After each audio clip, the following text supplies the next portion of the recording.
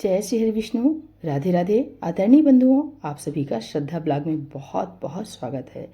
आज हम आपके लिए शनिवार के दिन सुनी जाने वाली शिव जी के पिपलाद अवतार की पौराणिक कथा लेकर आए हैं। यह कथा संपूर्ण मनोरथों को पूर्ण करने वाली, शिव भक्ति की वृद्धि करने वाली और शनि पीड़ा को दूर करने वाली है। तो कथा पूरी सुनेगा और अच्छी लगे तो प्लीज़ लाइक, चैनल को सब्सक्राइब जरूर कीजिएगा। नंदीश्वर ने कहा, महाबुद्धिमान सनत कुमार जी, अब तुम अत्यंत आनंद पूर्वक महेश्वर के पिपलाद नामक परमोत्कृष्ट अवतार का वर्णन श्रवण करें। यह उत्तम आख्यान भक्ति की वृद्धि करने वाला है। मुनीश्वर, एक समय दैत्यों ने वृत्तासुर की सहायता से इंद्र आदि समस्त देवताओं को पराजित कर दिया। तब उन सभी देवताओं ने सहसा दधीच के आश्रम में अपने अपने अस्त्रों को फेंककर तत्काल ही हार मान ली। इसके पश्चात वे इंद्र सहित संपूर्ण देवता तथा देवर्षि शीघ्र ही ब्रह्मलोक में जा पहुँचे और वहाँ ब्रह्मा जी से उन्होंने अपना दुखड़ा सुनाया। देवताओं का यह कथन सुनकर लोक पितामह ब्रह्मा ने सारा रहस्य यथार्थ रूप से प्रकट कर दिया कि यह सब त्वष्टा की करतूत है। त्वष्टा ने ही तुम लोगों का वध करने के लिए तपस्या द्वारा इस महातेजस्वी वृत्तासुर को उत्पन्न किया है। यह दैत्य महान आत्मबल से संपन्न तथा समस्त दैत्यों का अधिपति है। अतः अब ऐसा प्रयत्न करो जिससे इसका वध हो सके। बुद्धिमान देवराज, मैं धर्म के कारण इस विषय में एक उपाय बतलाता हूँ, सुनो। जो दधीच नाम वाले महामुनि हैं, वे तपस्वी और जितेंद्री हैं। उन्होंने पूर्व काल में शिव जी की समाराधना करके वज्र सरीखी अस्थियां प्राप्त हो जाने का वरदान प्राप्त किया था। अतः तुम लोग उनसे उनकी हड्डियों के लिए याचना करो, वे अवश्य देंगे। फिर उन अस्थियों से वज्रदंड का निर्माण करके तुम निश्चय ही उससे वृत्तासुर को मार डालना।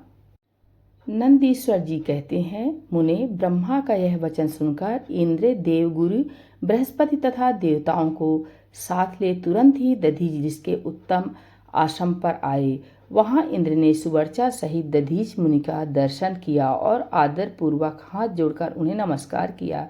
फिर देवगुरु बृहस्पति तथा अन्य देवताओं ने भी नम्रता पूर्वक उन्हें सिर झुकाया। दधीच मुनि विद्वानों में श्रेष्ठ थे, परंतु उनके अभिप्राय को ताड़ गए।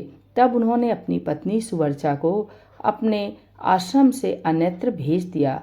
तत्पश्चात देवताओं सहित देवराज इंद्र, जो स्वार्थ साधना में बड़े दक्ष हैं, अर्थशास्त्र का आश्रय ले मुनिवर से बोले।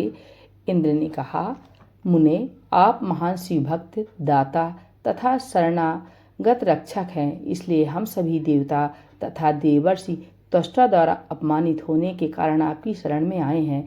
विप्रवर, आप अपनी वज्रमयी अस्थियां हमें प्रदान कीजिए, क्योंकि आपकी हड्डी से वज्र का निर्माण करके मैं उस देवद्रोही का वध करूंगा। इंद्र के ऐसा कहने पर परोपकार परायण दधीच मुनि ने अपने स्वामी शिव का ध्यान करके अपना शरीर छोड़ दिया।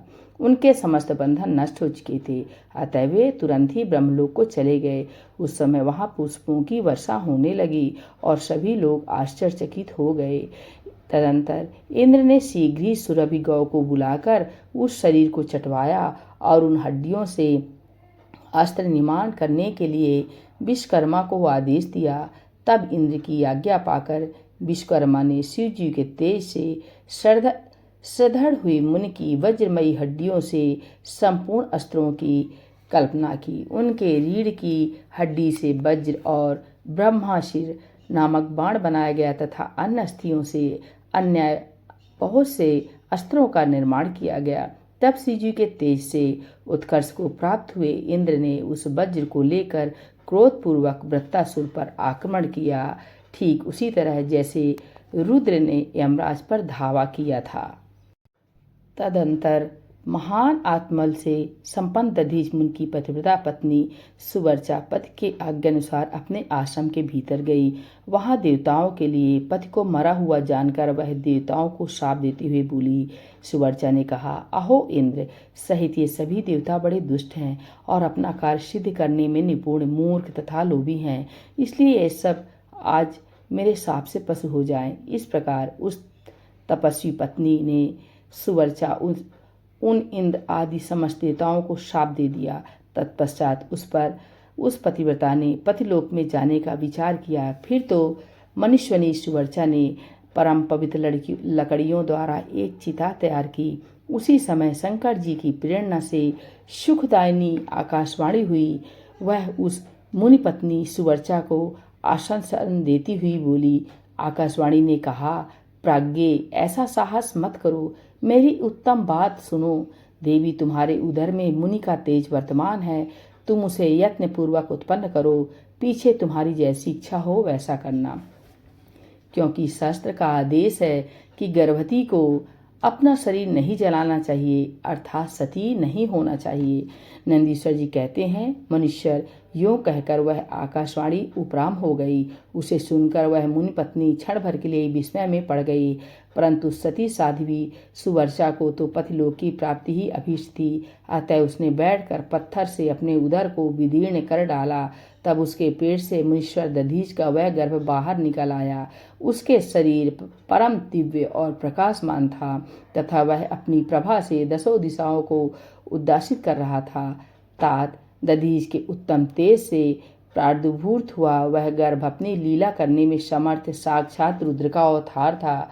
मुनि प्रिया सुवर्चा ने दिव्य स्वरूपधारी अपने उस पुत्र को देखकर ही मन समझ लिया कि यह रुद्र का अवतार है। फिर तो वह महासाध्वी परमानंद मग्न हो गई और शीघ्र उसे नमस्कार करके उसकी स्तुति करने लगी। मुनीश्वर उसने उस स्वरूप को अपने हृदय में धारण कर लिया। तदंतर पतिलोक की कामना वाली विमलेक्षणा माता सुवर्चा मुस्कुराकर अपने उस पुत्र में परम स्नेह पूर्वक बोली। सुवर्चा ने कहा, तात परमेशान, तुम अश्ववृक्ष के निकट चिरकाल तक स्थित रहो। महाभाग, तुम समस्त प्राणियों के लिए सुखदाता हो और अब मुझे प्रेम पूर्वक पतलोक में जाने के लिए आज्ञा दो। वहाँ पद के साथ रहती हुई मैं रुद्र रूपधारी तुम्हारा ध्यान करती रहूंगी। नंदीश्वर जी कहते हैं, मुने साध्वी सुवर्चा ने अपने पुत्र से यो कहकर परम समाधि द्वारा पति का अनुगमन किया। मुनीश्वर इस प्रकार दधीच पत्नी सुवर्चा श्रीलोक में पहुंचकर अपने पति से जा मिली और आनंद पूर्वक शंकर जी की सेवा करने लगी। तात इतने में ही हर्ष से भरे हुए इंद्र सहित समस्त देवता मुनियों के साथ आमंत्रित हुए तथा शीघ्रता से वहां आ पहुंचे। तब प्रसन्न बुद्धि वाले ब्रह्मा ने उस बालक का नाम पिपलाद रखा। फिर सभी देवता महोत्सव मनाकर अपने अपने धाम को चले गए। तदंतरन महान ईश्वरशाली रुद्रावतार पिपलाद उसी अश्वत्थ के नीचे लोकों की हित कामना से चिरकालिक तप में प्रवृत्त हुए। लोकाचार का अनुसरण करने वाले पिपलाद का यो तपस्या करते हुए बहुत बड़ा समय व्यतीत हो गया। तदंतर पिपलाद ने राजा अनरंड की कन्या पद्मा से विवाह करके तरुण हो उसके साथ विलास किए। उन मुनि के 10 पुत्र उत्पन्न हुए जो सबके सब पिता के समान ही महात्मा और उग्र तपस्वी थे। वे अपनी माता पद्मा के सुख की वृद्धि करने वाले हुए। इस प्रकार महाप्रभु शंकर के लीलावतार मुनिवर पिपलाद ने महान ईश्वरशाली तथा नाना प्रकार की लीलाएं की। उन कृपालु ने जगत में शनैश्चर की पीड़ा को, जिसका निवारण करना सबकी शक्ति के बाहर था, देखकर लोगों को प्रसन्नता पूर्वक यह वरदान दिया कि जन्म से लेकर 16 वर्ष तक की आयु वाले मनुष्यों को तथा शिव भक्तों को सन की पीड़ा नहीं हो सकती। यह मेरा वचन सर्वथा सत्य है। यदि कहीं शनि मेरे वचन का अनादर करके उन मनुष्यों को पीड़ा पहुंचाएगा तो वह निसंदेह भस्म हो जाएगा। तात इसलिए उस भय से भीत हुआ ग्रह से शनिश्चर विकृत होने पर भी वैसे मनुष्यों को कभी पीड़ा नहीं पहुंचाता। मुनिवर, इस प्रकार मैंने लीला से मनुष्य रूप धारण करने वाले पिपलाद का उत्तम चरित्र तुम्हें सुना दिया। यह संपूर्ण कामनाओं को पूर्ण करने वाला है। गाधी, कौशिक और महामुनि पिपलाद, ये तीनों स्मरण किए जाने पर शनैश्चर जनित पीड़ा का नाश कर देते हैं। वे मुनिवर दधीच जो परम ज्ञानी सत्पुरुषों के प्रिय तथा महान शिव भक्त थे, धन है जिनके यहाँ स्वयं आत्मज्ञानी महेश्वर पिपलाद नामक पुत्र उत्पन्न होकर हुए। तात यह आख्यान निर्दोष, स्वर्गप्रद, कुग्रह जनित दोषों का संहारक, संपूर्ण मनोरथों का पूरक और शिव भक्त की विशेष वृद्धि करने वाला है। बोले भोलेनाथ भगवान की जय। शनिदेव महाराज की जय।